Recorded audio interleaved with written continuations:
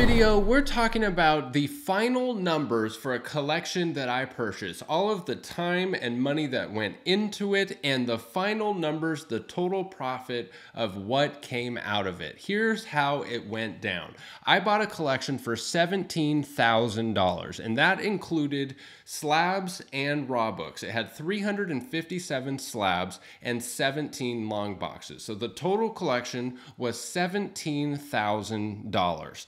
And the raw books were $100 per long box at 17 long boxes. So $1,700 for 17 long boxes and $15,300 for 357 slabs, a total of $17,000. In this video, we're going to break down all of the costs and everything associated with the long boxes that I paid $100 per long box for. Now, I've done several videos about this in the past, cataloging just kind of the journey of all of this. I've sold some of these books on Whatnot. I had 3 Whatnot shows, and I also did some bulk boxes, some liquidation sales for the rest of the books. So now they are completely gone. Every single book from that collection is gone, and I have the final numbers. And all along, I've been saying, you know, this was a great deal. Once I find out how much money I made, I'm going to give a kickback to the seller. I'm going to actually give him some more money. It's been 4 months since I originally bought this collection. I haven't talked to him once,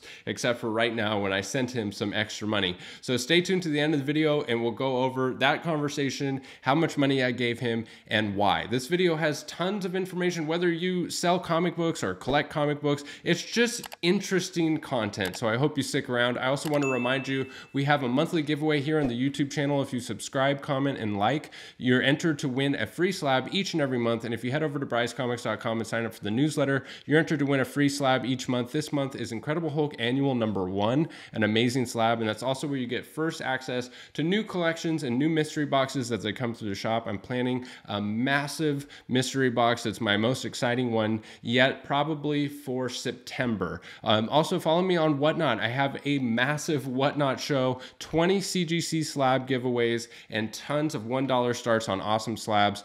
Link in the description for $15 towards your first purchase on Whatnot, and you can also find and bookmark that show. Lastly, follow me on Instagram for trades for grails and other fresh content over there. I have some new grails that by the time you're watching this will have already been posted. So follow me over on Instagram for you know, some access to some really cool and special books. All right, so here's the final numbers. The net sales from my Whatnot shows was $4,000. So that's the net sales. So if you picture a big net and you put all your sales into the net and all the fees and everybody who's trying to get their hands on your profits, everything, that's what comes out of the net. What's left in the net is your net profit. So $4,000 net profit for Whatnot sales, and then the website sales. So I sold some of these books I sent off to CGC. We'll get into the fees of that here in just a second. So those books were sold on the website, and then the bulk boxes were sold on the website as well. So the net website sales was $5,100. Okay, so if we take out of that, the initial cost for the long boxes was $1,700, $100 per long box, 17 long boxes. So $1,700 initial cost. And then we have fees. So these fees here are in addition to the website fees and the Whatnot fees. All right, so I did the net sales like after fees for Whatnot on the website, but there were some additional fees like gas when I drove down to pick up the collection, renting the U-Haul when I rented a U-Haul to pick up the collection, which actually was pretty cheap, CGC fees, including grading fees and reject fees. I had a terrible CGC submission about this, and then shipping fees. So that would be the supplies needed for shipping. So your Gemini mailers, your packing materials, etc. So those fees came to a total of $905, which is a profit of $6,495. So one thing I wanted to note about this is what kind of books were they? So if you're just tuning in for the first time, these were mostly Bronze and Copper Age books. There was DC, there was Marvel, there was lots of, the original run of Batman, like issue, 300, 400 and up, tons of DC stuff, some Marvel stuff, some ASM, and then some modern stuff, some stuff that he was collecting because he was reading, and then some other, minor keys for modern books as well. So I think that's important to have as a backdrop for all of this, is what was in the long boxes. But most people have been following along, but I do have a playlist, I think it's called Digging Through Boxes, on this channel, if you want to go back and see the details of some of what was in this collection, because it's important to keep that in mind when we're talking about all these numbers. So 6,495 was the profit, all right? But what that doesn't account for is a lot of things. It doesn't account for the labor. So the total labor that I had into it is 124 hours. Now that was my time and my employees' time. 124 hours total, whether that's packing, shipping, listing, prepping for Whatnot shows, actually having the Whatnot shows, pressing the books to have them sent to CGC. All of those hours totaled 124 man hours. Now, I wanted to break that down into the hours spent for the Whatnot shows. It was about 3 or 4 long boxes that I sold on Whatnot, and the hours for that was 108 hours on Whatnot, and I only spent 16 hours bulking out the books, obviously. I mean, when I did those bulk sales where I sold a whole short box at once, there was still a lot of time in that. There were 16 hours into that, but it was nowhere near as much time as selling the books individually one by one. And you can apply this to whatever platform you have, whether it's Whatnot, whether it's eBay, whether it's Shortbox, whatever. There's going to be a lot more labor when you sell it one by one. So if you were to assign a dollar value to those hours, this is very ambiguous. It depends on the person. It's open to interpretation. But let's just say, as a rule of thumb, $23 per hour. Whether you're an employer and you're paying an employee after you factor in taxes and everything it costs to have an employee, or whether you're doing it yourself, this is where it gets very personal as far as what you value your time at. But if you put a dollar amount of $23 per hour at 124 hours, that's $2,852 that it would cost for the labor, okay? And so this is the biggest wild card if you're planning on selling a collection yourself, if you're planning on buying a collection to sell as, a side hustle or a hobby, or maybe you're in retirement. You really should begin with the end in mind and think, what is my time worth? Like, how much am I happy to get paid with? And this is where it's very personal. If you're trying to run a business, $23 an hour is not going to cut it to run a business. I mean, there's too low of a ceiling on that. You run out of hours in the day. But if you're retired or you're doing this as a side hustle and you really enjoy selling comic books and you're just getting paid anything to actually sell comic books, make a profit, $23 an hour might be great. So it's a very personal situation to gauge whether or not that part of it's worth it. So if you take the $6,495 profit and you subtract the cost of labor at $2,852, it comes to a net profit of $3,643. So what that doesn't include income tax. It doesn't include, so I'm going to have to pay income tax on the $3,643. And it doesn't include the cost of doing business, like rent, utilities, running a website, things like that. And the reason I didn't include the cost of doing business, like rent and utilities, is because whether I bought this collection or not, I was still going to have to pay rent and utilities. So I didn't factor that part in. Now, if you're selling a comic collection and you're taking on new expenses in order to sell that, then you absolutely need to factor that into your numbers. But I just left it out because, I was going to have those same expenses whether or not I bought this collection. I also didn't include the time and everything involved in filming the videos for this, because I think that's just kind of separate and doesn't really play into it. And I didn't include in that the customer service involved. Now, there's very, very minimal customer service on our part that went into this collection as far as unhappy customers or returns. I mean, we pack everything like a tank. When you're dealing with 17 long boxes, this much volume, hundreds and hundreds of Whatnot orders, I mean, there's just going to be a some level of customer service. And I just didn't factor that part in, but it was very minimal. So now I want to talk about what I decided to give the seller back as a kickback and how I came up with that number. And then I want to talk about the key takeaways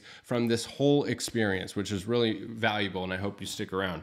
So I decided to give the seller $500 back. Now, I didn't have to give him anything, really. I mean, we had a square deal. We had an agreement on the $1,700. I mean, when we had the conversations, never was it part of the conversation that, I was going to come back and give him more money later. He wasn't expecting more money or anything, but I felt obligated morally to give him a little bit of money back after I saw the value of what was in those boxes. When I first got the collection, I didn't know what was in it. I mean, he told me that he would do $100. He said, listen, I'm going to give you a great deal. It's $100 long box. There's good stuff in there. There's Bronze Age, Batman, Spider-Man. There's some keys. And, just at that, I was like, you're going to give me that kind of stuff for $100 long box? I said, I'll take it. And I didn't, when I got there, I glanced at it and I saw, oh yeah, this is great stuff. But it wasn't until I took it home and really started digging through that I thought, this is really good stuff for $100 long box. So that's when I felt the obligation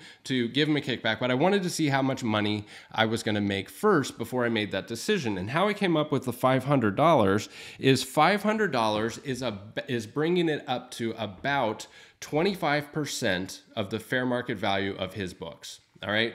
This is incredibly insightful information right here. 25% of the fair market value of his books. If I value his books at $9,100, 25% of that is $2,275. All right, well, I already gave him $1,700. So you add $500 to that, that's $2,200. We're $75 off. I figured, I did drive down there to pick it up. I think $500 is fair. So me paying 25% of fair market value for his books would have been $2,275. And that, if I would have paid that originally, which, I basically did pay at this point, my profit would have been $3,643, which actually was my profit after, 124 hours of labor. So at 25% of the fair market value for a large raw book collection with this type of books, see, this is how nuanced this is, because there's so many factors when it comes into valuing a comic book collection, but the type of books, the quantity of books, the condition of the books, all of that comes into play. So for this collection, good quality, large quantity, not huge quantity. I mean, 17 long boxes is large, but it's not, 300 long boxes. I've seen collections like that. So I'd say it's, a large quantity, good quality of decent stuff. I think 25% of fair market value is a fair price for the books. Now, the reason I think that, and this is what blew my mind about this, is because I've heard in the past, I've heard dealers saying, how much do you pay for collections? They say 25%. We're talking about this type of collection, raw books. All right, for graded books and slabbed books, I pay 60 to 70% of FMV. It's closer to 60% in most cases, unless you have grails, then it's totally negotiable. But slabs are a completely different story. When we're talking about raw books, I think 25% of fair market value is fair, because if I would have paid him 50% of the fair market value of $9,100. If I would have paid him $4,550, you plug that number in, my profit would have been $700 after all of this work. So if I pay him 50% of the fair market value, I make $700 after getting paid $23 an hour for 124 hours. So that's how I came up with, I think $500 is a fair amount to pay him. I mean, as it sat, I paid less than 25% of the fair market value. So I think 25% of the fair market value was fair. So I gave him the $500 back. So I reached out to him, and I'll put up on the screen the text messages here. I said, hey, Randy, what's your PayPal email? I just finished selling your collection, and I'd like to send you an extra $500. This is 4 months later. We haven't spoken in 4 months. And he said, oh, wow. are you sure? I want to make sure you and your family did well. I made promises about the raw books. And I said, yeah, we did great. I'm dropping a video on Monday, the video you're watching now, which explains why $500 is fair. And he said, were you happy? Oh, wow. Okay. I look forward to Monday then. Let me get that email info from you. And I said, it was my pleasure. Truly a fun experience. I got a bunch of great reading as a bonus. And he said, I'm so happy you did well. I pride myself in honesty, as I'm sure you do. And I said, yeah, you definitely didn't oversell the books. I sent him the money and said, maybe you can take the fam out to a nice night out. Thank you for an awesome experience. He said, thank you for making it my best collaboration collection sale I've ever done. You're truly a consummate professional. Why am I sharing this with you? I'm not sharing this with you to virtue signal. Okay, this isn't virtue signaling. I just wanted to show you that I wasn't blowing smoke. You know, I really did give him the extra $500. I've talked about it all this time, and I really do think it's fair. There is so much scamming going on in our community right now. We are getting hit hard by scammers, all different types. And I think that whenever there's two stand-up, you know, honest, professional guys that, you know, come together, shake hands, and make a good deal, I think it's something that should be, you know, appreciated and put out there, because we need more of that. We need more Randys. I wish when I went there and met Randy, he didn't want to be on camera, but I wish he would have been on camera, because you guys would have absolutely loved Randy. So that's why I wanted to show that. I wanted to show that to say, let's get more interactions like this and nip this scamming thing in the bud. I mean, we're really going to have to work hard at that, but that's why I brought that up. So what are the key takeaways from this whole experience?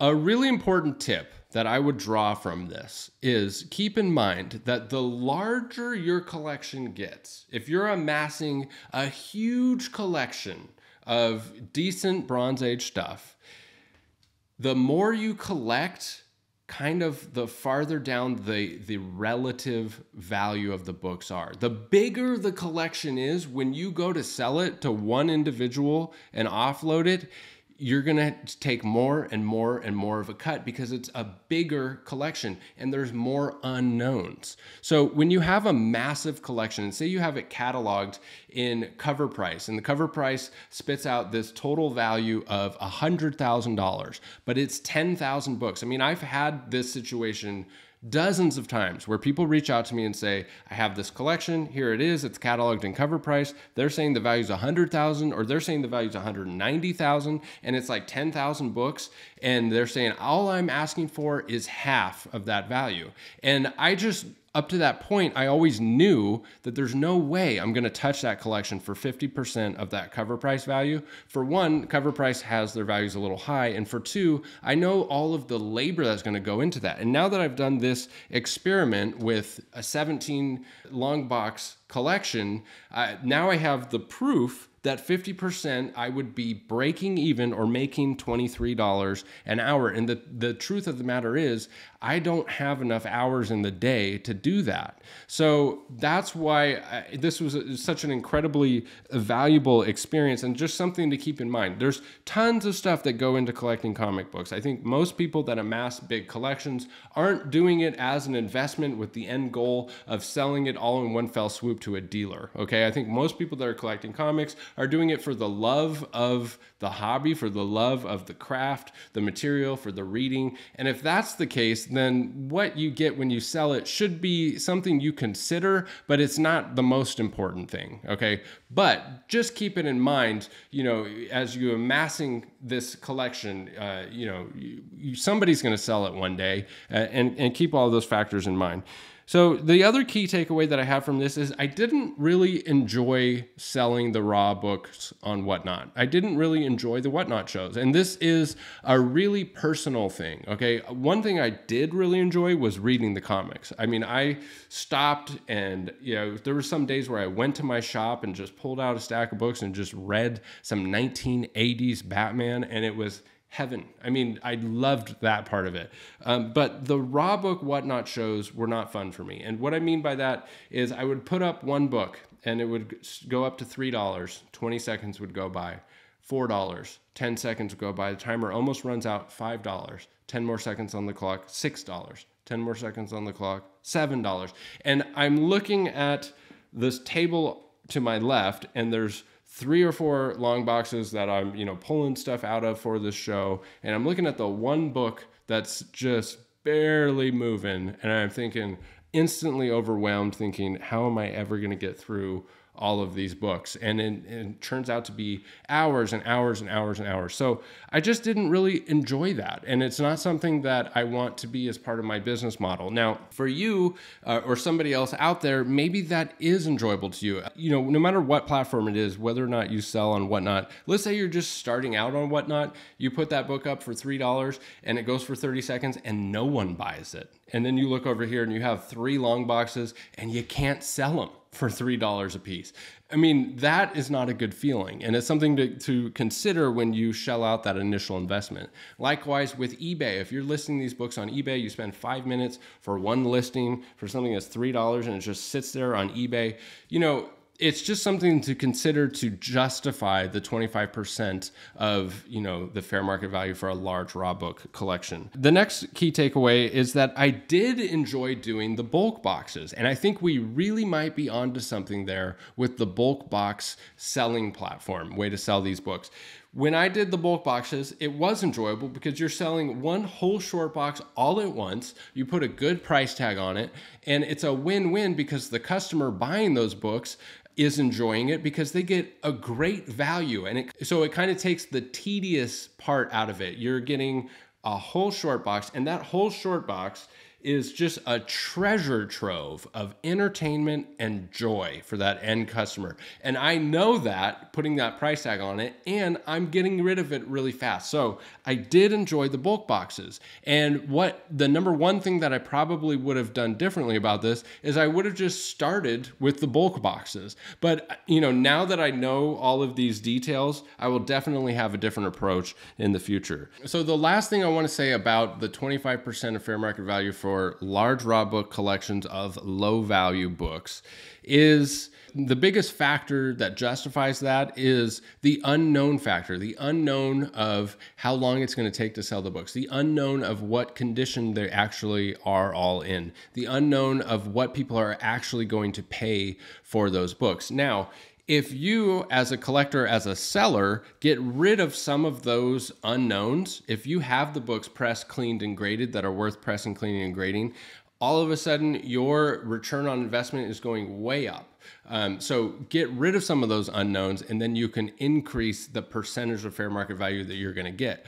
Another way that you can do it, and something that I definitely recommend, is sell the books yourself. If you have, the patience, the time, and the platform to actually do it, of course, you're going to get way more money if you sell the books yourself. So that's it for this video, you guys. Thank you so much once again to Randy. Shout out to Randy for this awesome experience. Thank you to you guys for the support, for coming along with me on the ride. Congratulations to the people that picked up some of these awesome books. Don't forget, we always have a monthly giveaway here on the YouTube channel. If you subscribe, comment, and like, and if you head over to brycecomics.com, sign up for the newsletter, you're entered to win a free slab each and every month, and we have new collections coming in all the time. Follow me on Instagram and Whatnot. Link down in the description for $15 towards your first purchase on Whatnot. Massive show coming up with 20 CGC giveaways. We're bringing back the wheel. It's going to be, shall I say, banger.